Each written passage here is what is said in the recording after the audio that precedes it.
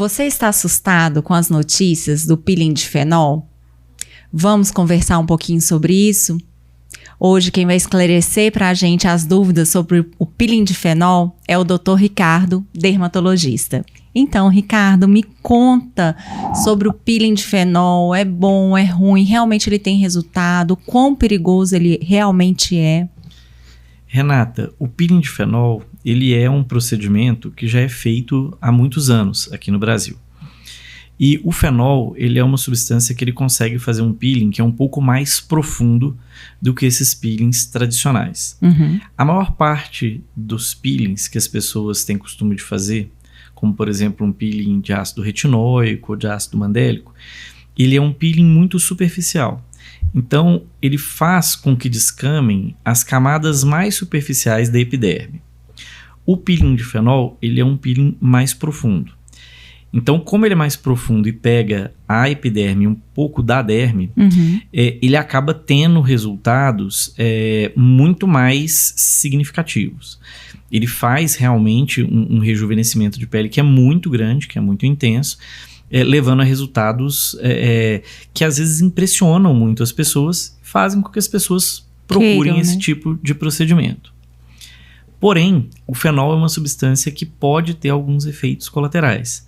Então é importante que a pessoa ela faça uma avaliação e faça o procedimento com um médico dermatologista ou cirurgião plástico que seja capacitado para fazer esse tipo de procedimento, né? Sim. Ricardo, é um peeling que dói muito? Porque as pessoas falam da questão da anestesia antes do peeling. Como que é isso, assim, para o paciente? Para o paciente, né? A principal indicação do peeling de fenol, Renata, é para fotoenvelhecimento. Então, é para pessoas que tenham um fotodano importante, que tenham um envelhecimento da pele que foi causado por exposição solar de longa data, né? Ele não é um peeling para lesões, por exemplo, pré-cancerígenas, que existem outras medicações que fazem isso. Ele não é um peeling, por exemplo, para manchas leves. Então, a primeira coisa é você selecionar bem o seu paciente. Sim. Não é para qualquer paciente. Ele tem um procedimento e um pós-procedimento que tem que ser conhecido pelo paciente. E aí, dentro disso, vem isso que você falou. É um peeling doloroso, né? Assim, na hora do procedimento em si, você tem um certo dolorimento na hora que você começa a fazer, mas o tempo de dor do peeling de fenol é um tempo curto, geralmente próximo aí a 1 minuto, 1 minuto e meio. Ele é um tempo bem curtinho. Por quê? Porque o peeling de fenol, à medida que o fenol ele vai penetrando, vamos dizer assim, na epiderme, ele leva à coagulação de uma série de proteínas que existem na pele do paciente. E essas proteínas coaguladas, elas impedem que o fenol penetre mais na pele. Então, ao mesmo tempo que ele vai fazendo o efeito do peeling, ele vai ao mesmo tempo fazendo com que esse efeito pare e se interrompa por si só. Então, não é um peeling que dói durante um tempo excessivo. Na verdade, na hora ele dói um pouco, mas ele para na sequência. Dá uma sensação de calor no paciente na hora que faz. E aí, naquelas primeiras 24, 72 horas, ele leva uma resposta inflamatória muito intensa. Então, naquelas primeiras 24 a 72 horas, incha muito o rosto do paciente. Então, se você vê foto, por exemplo, dos pacientes no pós de 24, 48 horas, você vê que o rosto da pessoa foi muito inchado, os olhos ficam muito inchados, a pessoa às vezes não consegue abrir o olho direito.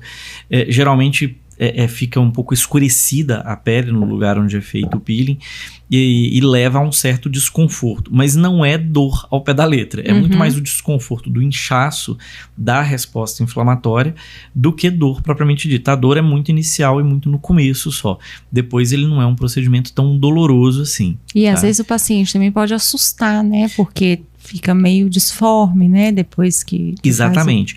E aí, com isso, é importante também, na seleção do paciente, você ter uma boa indicação. Então, assim, ele é indicado para pessoas que têm um fotodano importante, não é indicado para uma pessoa jovenzinha, que tenha, eu tenho um pouquinho de ruga, um pouquinho de pé de galinha. Não é essa a indicação formal, né, assim, primeira coisa.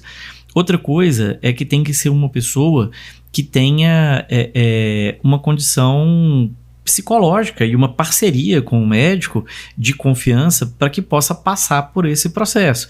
De saber que tem uma dor intensa, mas que ela dura pouco tempo e eu tolero, que vai ter um pós que vai inchar muito, que vai ser desconfortável, que eu vou ficar aí, vai ficar feio, eu vou ficar uma semana sem atender campainha, né? Assim, eu brinco às vezes com os pacientes que assim, você não atende nem o entregador do iFood, porque se você abrir a porta do apartamento da casa, ele joga comida e vai correr. Ele vai fugir assim, porque ele acha que a pessoa tá deformada. É feio visualmente, né? Num primeiro momento.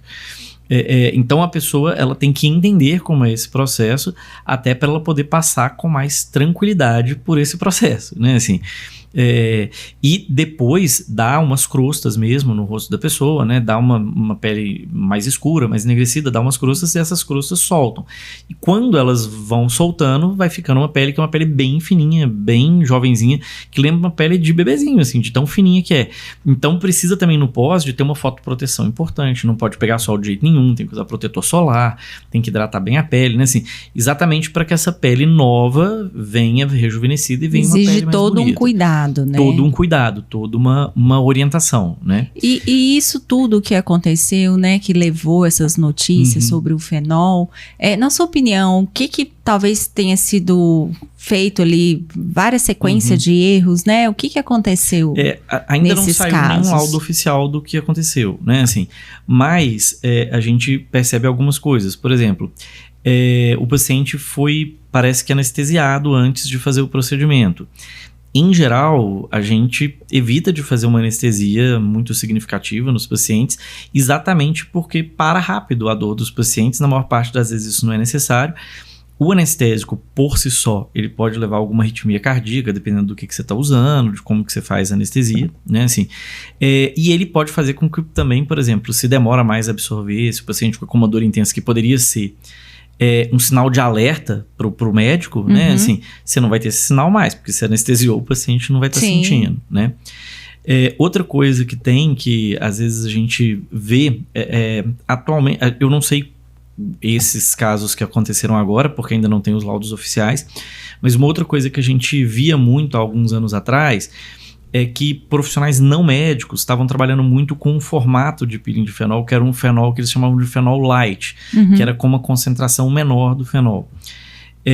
Quando você trabalha com uma concentração mais baixa do fenol, você tem um efeito de peeling inicial mais suave, vamos dizer assim, ele queima menos, ele dói menos no primeiro momento, só que como ele também coagula menos proteína, essa questão de interromper rapidamente a absorção não acontece. E aí, o fenol na concentração mais baixa, apesar dele ter menos desconforto inicial, ele acaba absorvendo mais e caindo mais na corrente sanguínea. E aí, a concentração e a chance de algum efeito colateral sistêmico acaba aumentando. Fica maior. Né? O fenol ele tem um potencial de cardiotoxicidade, ele pode levar a arritmia cardíaca, ele pode ter uma toxicidade renal, ele pode levar a insuficiência renal aguda nos pacientes, e ele pode ter uma certa toxicidade hepática. Então a gente acaba tendo que vigiar essas coisas. Quando você faz áreas pequenas, é muito raro isso acontecer. Então, por exemplo, às vezes a pessoa faz só em região perto dos olhos, ou só em região, por exemplo, perioral, né? Assim, esses que são mais localizados, geralmente eles são muito mais seguros, porque a quantidade do produto que você usa é baixa, a absorção é baixa, então você tem menos problema. E hoje o que a gente vê muito é não o peeling de fenol puro, mas a gente tem muito o que a gente chama de peeling de fenol cróton, que aí você altera a concentração do óleo de cróton, que é um outro componente que também ajuda nesse processo, leva a inflamação e leva também a esse processo de rejuvenescimento. E você consegue usar ele em diferentes concentrações para áreas de pele mais fina ou áreas de pele mais grossa. Então você consegue trabalhar melhor o rosto do paciente de forma que fique um resultado estético bom, com menos risco também para o paciente. E aí acaba sendo um peeling muito mais seguro. Em especial se faz com uma equipe médica, se faz com pessoal que tenha experiência com esse tipo de peeling. E às vezes a pessoa, por falta de conhecimento, vai diluindo esse fenol achando que ele vai ficar mais fraco e na verdade ele fica mais perigoso. Ele fica mais perigoso. Ele fica mais fraco, mas ao mesmo tempo ele absorve mais pelo organismo e você pode ter um efeito colateral maior. num dos casos que a gente viu, era um procedimento que era full face, né? Assim, que era rosto inteiro. Então, quanto maior a área, maior a chance de uma absorção e de um efeito colateral. E eu acho que ela ainda fez algumas arranhaduras, né, no rosto. Pois então, se tiver feito algum tipo de escarificação da pele, você aumenta a absorção. Se você tiver anestesiado, você aumenta a absorção, porque você, né, tem algum produto ali que talvez facilite a entrada do produto. Então, isso tudo pode ter facilitado para que você tenha as complicações que aconteceram, né? Assim, infelizmente, para essas fatalidades. Precisa ser bem indicado e ter um profissional capacitado. Um profissional médico capacitado para fazer o peeling de fenol. Que Sim. não é ruim quando bem indicado, né? Não é ruim.